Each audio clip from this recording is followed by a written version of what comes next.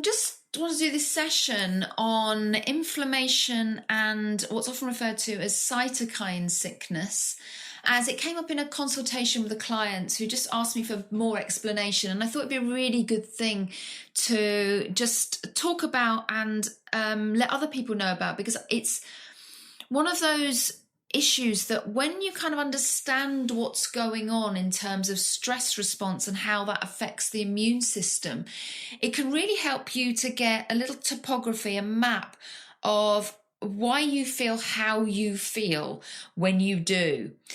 So going back to what this means, cytokine sickness refers to those kind of flu-like symptoms that we often feel when we are either overwhelmed or stress pushes us over into a sense of can't cope or ill, and even has kind of depressive symptoms. So it's the feeling you get when you're first coming down with something, but also it's a feeling that you get often when we have what's referred to as leisure sickness. So you might go through a period of stress and then you stop, or you go on holiday and you just come down with something. You don't feel yourself, you don't feel so good. Although this is the first time you've rested in ages and you feel you really need the recovery, actually you end up just feeling pretty rubbish and having to take yourself to bed. And that's a real sign that stress hormones have kept up your cortisol levels. So the long-term steroid hormone cortisol that kind of keeps us going. It's motivational.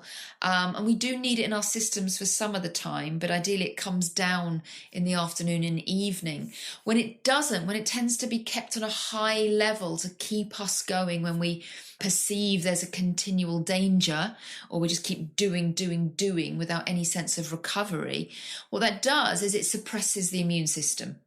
So it stops it from kind of coming out to play and cleaning up all the things that we are exposed to all the time, which is why people are given kind of cortisone steroid medications when their immune system is kind of overacting. It might be things like, autoimmune conditions or, vast sensitivities or intolerances. So that's what cortisol does. It suppresses the immune system, and it does that because energy is finite. We only have so much to go round at a time. So when our body perceives that we need to keep up that survival response, we're in that stress reaction, then that's a time where we prioritize the doing, the being able to move around with muscle, being able to react, to respond. The brain has a lot of more energy, a lot more fuel going to it to respond.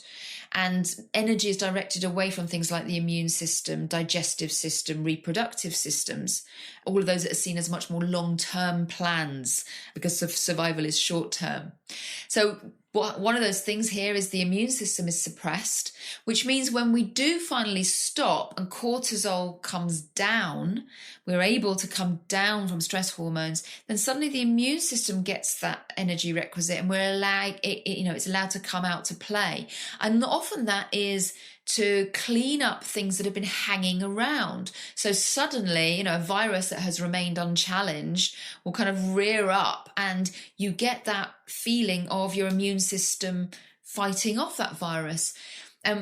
What happens then is that cytokines come out to play. So they're the like immune messengers. They flag up something is wrong and needs to be addressed, that the immune system needs to come here and look at it. And cytokines come with a kind of putting ourselves into recovery as well.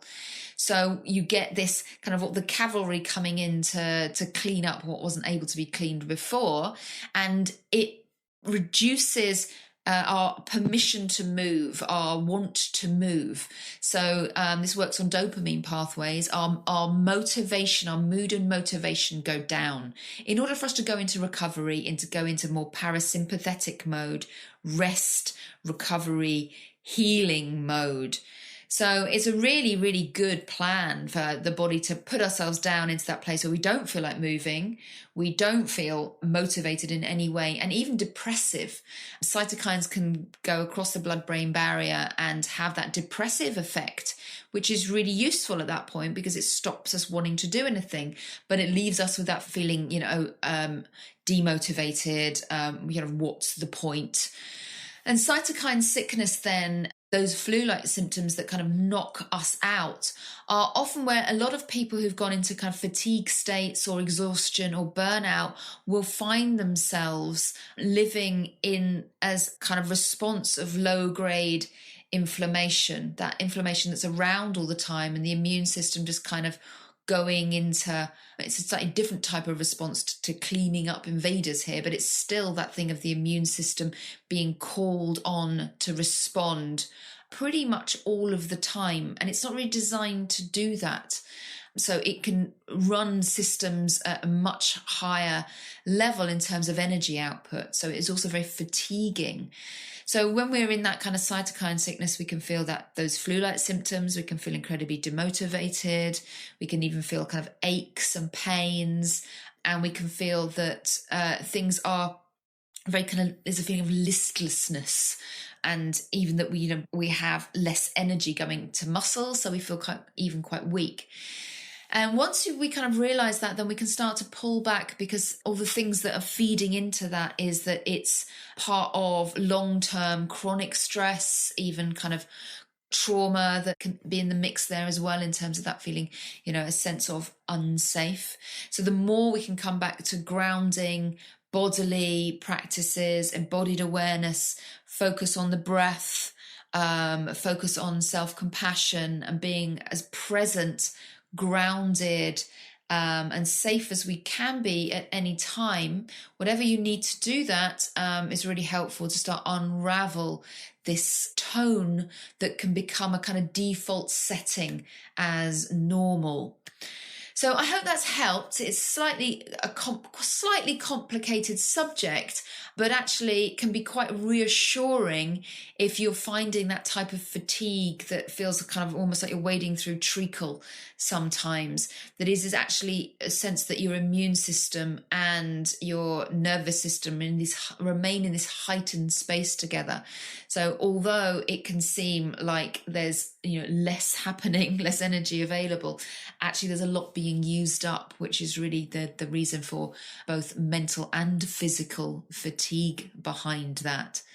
So the more you can care for yourself, the more you can cut down things like sugar that tend to be inflammatory, and the more that you can give yourself recovery space, the more that you can start to let energy come out slowly and your immune system come to regulate itself and have appropriate response to whatever's going on around you. Do send me any questions through. Often that subject kind of needs a bit of unpicking, especially as I'm generalizing there, and individual responses can tap into different reasons, different triggers why we can find ourselves in feeling those phases of life. So do send me through any questions, anything you want to know kind of on a more individual note.